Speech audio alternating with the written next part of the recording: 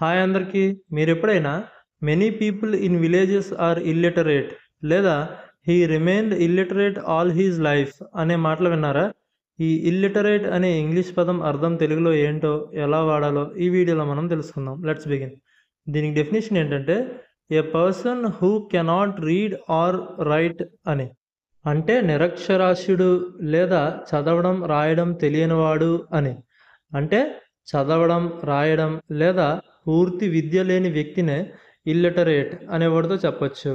ఇంకా ఏదైనా విషయంపై అవగాహన లేని వ్యక్తిని కూడా ఇల్లిటరేట్ అనే వర్డ్తో మనం చెప్పొచ్చు.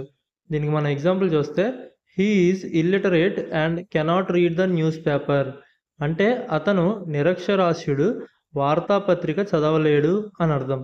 వీడియో నచ్చితే లైక్ చేయండి. మరిన్ని వీడియోస్ కోసం ఛానల్ అయితే సబ్స్క్రైబ్ చేసుకోండి. థ్యాంక్స్.